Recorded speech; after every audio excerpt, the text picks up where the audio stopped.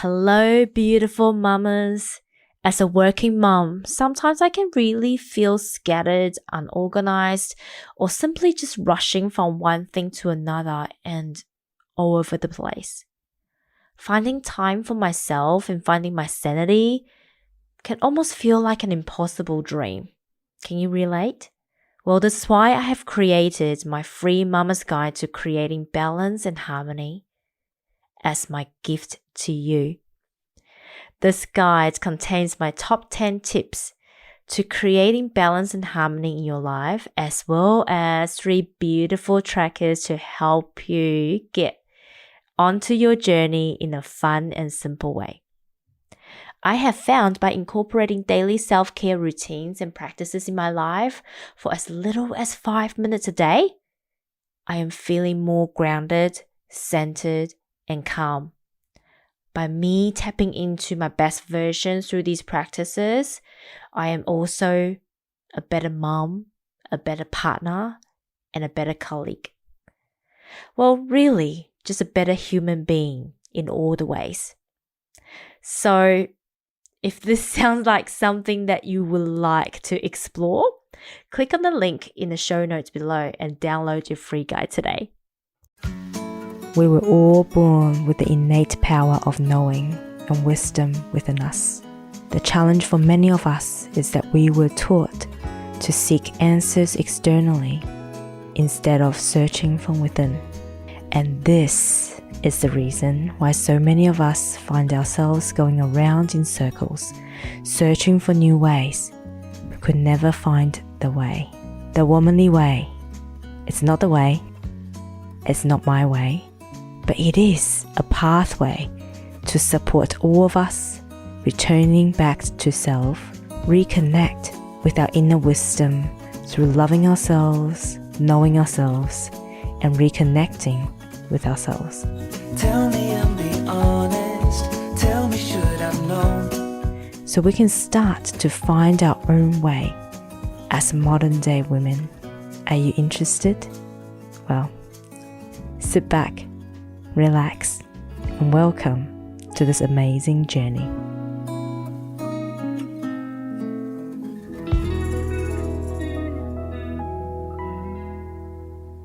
Hello. I am Lala Angela Wang. Welcome to this episode of the Womanly Way podcast. Oh, this is the second day I have come on live consecutively onto all of the platforms. And this is also the second day that I decided to really fully step into this mission that I have since 2018.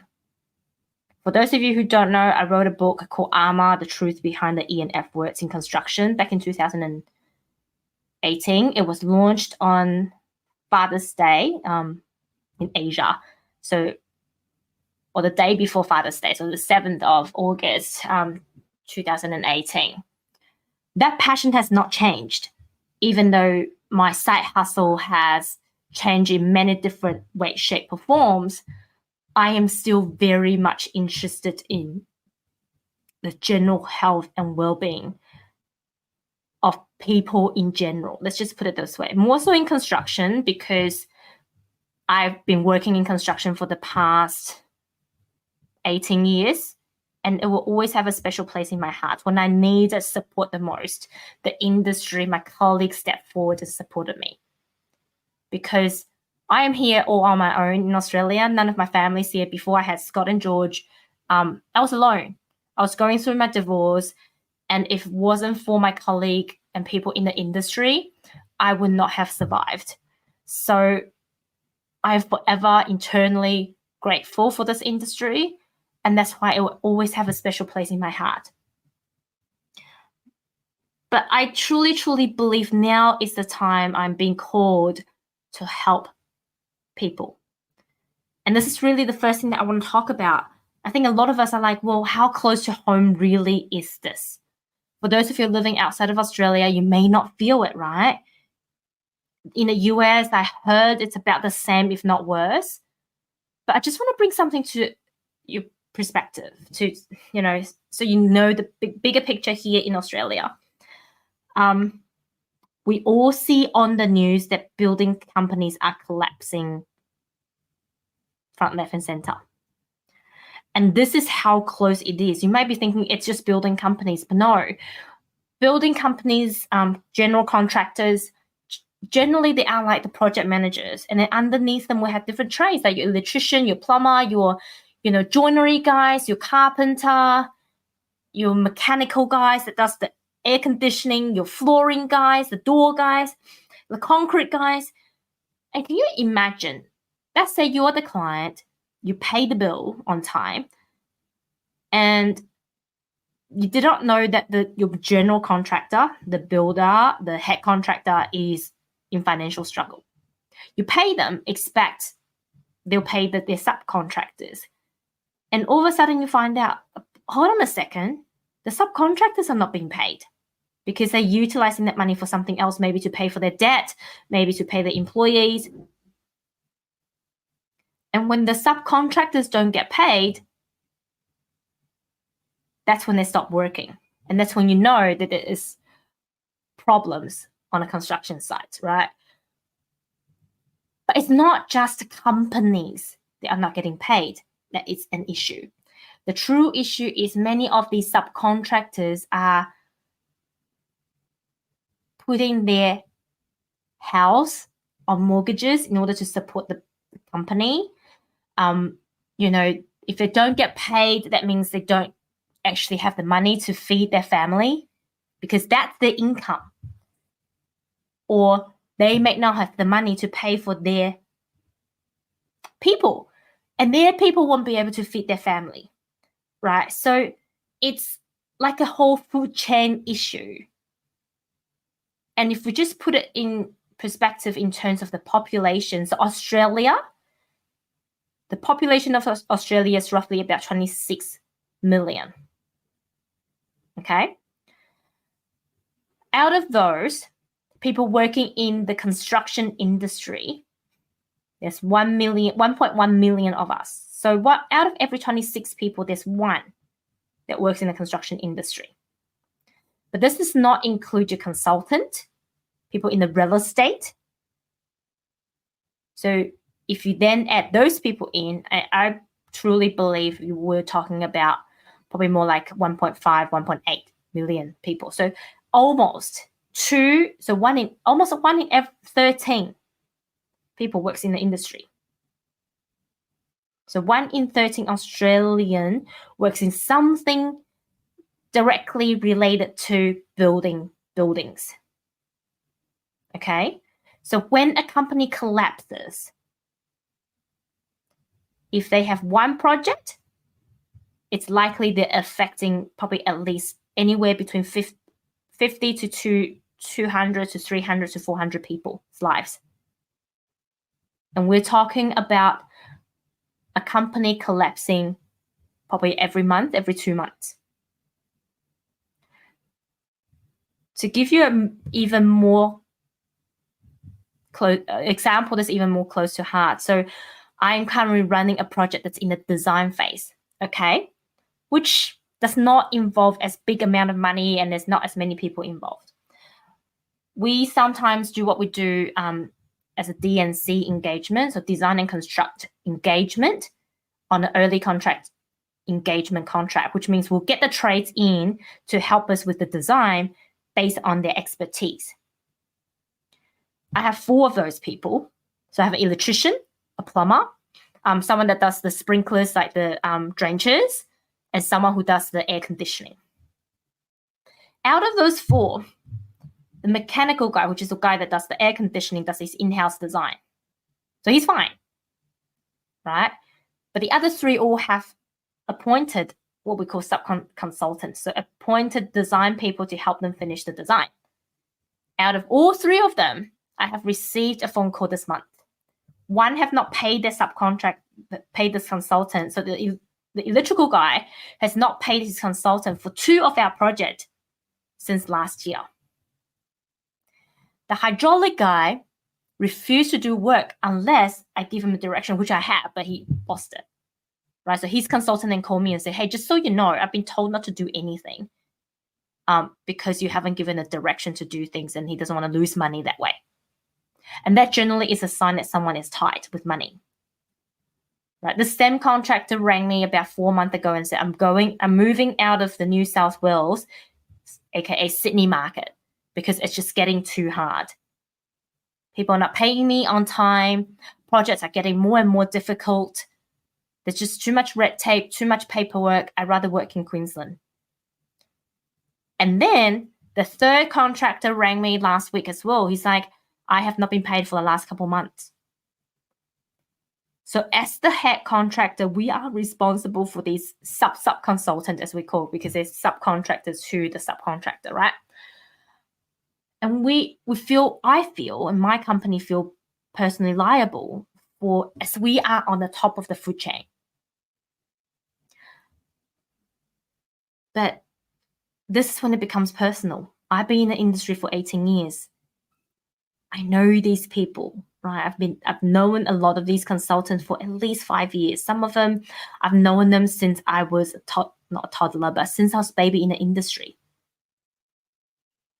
So it's personal. And if you talk about my managers, some of the people that owns these contracting, that owns the companies, become their personal friends, their neighbors, live in the same suburbs. They've been working together for 25 years. There's one guy that had to close his business last year, and I see my managers' concerns, like they're worried about him. They call him on a daily basis trying to help him out. And you hear stories about people standing on roofs and just getting ready to kill themselves because it's just getting all too much. This is how close to heart it is. This is how, I guess this is how dire the situation is, isn't it?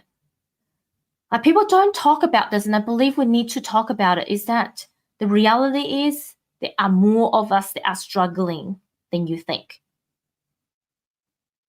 We don't talk about it because it's embarrassing. Our society has taught us not to talk about these things because, you can't tell people you're struggling financially. How much shame is that? And I'm very lucky in a way. I have very close friends and colleagues that are willing to open up to me, and everyone's like, it's just so hard.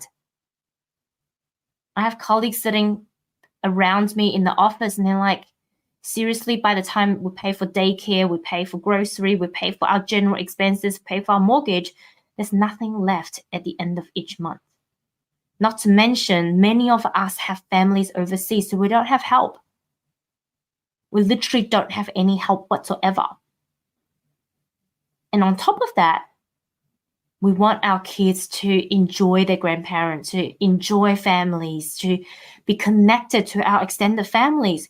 So what do we have to do? Save up in order to go and see them, But even that becomes difficult now.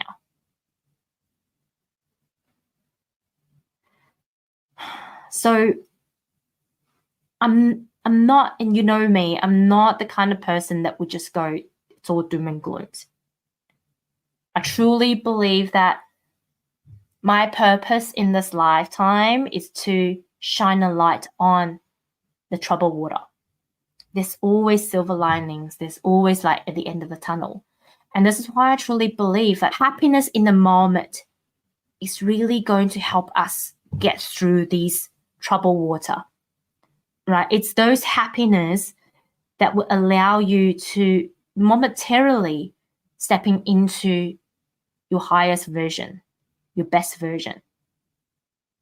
When we are happy, when we can bring more joy into our lives, we can tap into creativity. We can tap into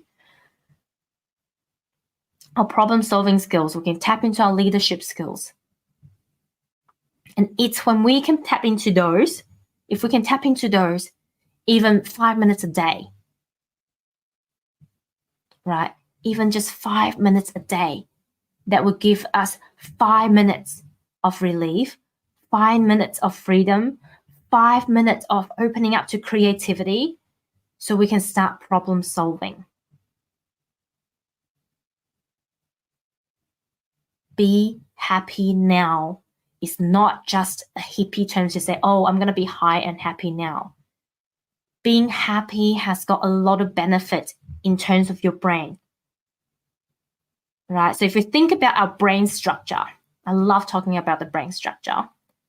Our reticular part of the brain is down at the bottom, right? That is our fight or flight. And so many of us are living in that fight or flight right now. But our creative mind, where we make executive decisions, where we really tap into things in hindsight and problem solve and see the future and see how we could create a better future, how we could solve the problem, is right here at the frontal cortex. But how do you get to your frontal cortex and tap into that more often? Not through stress, because your blood doesn't circulate to that part of your brain when you're stressed. It gets stuck at the back of your neck because we're in the fight or flight, right? So momentarily happiness, when you're happy, you can tap into your creative geniuses. When you're happy, you can crack into your problem-solving skills. So being able to tap into momentarily happiness, I might have created a term that doesn't even exist, right? So to be able to momentarily tap into happiness will allow you to momentarily tap into your creative geniuses. That will allow you to tap into more motivation. That will allow you to clear the brain fog momentarily. And then that becomes your motivation to continue to strive for excellence throughout the day. That is going to be what is going to sustain you, and that is what's going to motivate you to find ways and find solutions to get out of your current circumstances. So if you don't currently have any ways that could allow you to tap into those magic, I would highly, highly recommend that you find a way. I would highly recommend that you do whatever you take to look for the healthiest solution that will allow you to tap into momentarily happiness. There are many, many ways that you could do it. Meditation is a great way. Journaling is a great way. Exercise is a great way. Do whatever it takes that will allow you to tap into happiness. It might be reading, it might be silent, it might be showering in the morning. And if you're looking for something that's a little bit different, I am currently offering a 5-day Rise experience with this drink called Rise. It's got 7 mushrooms and nootropics in it. So it's going to give you the energy. It's going to give you the motivation. It's going to clear your brain fog, allow you to tap into your creativity more. And it's going to uplift your mood as well.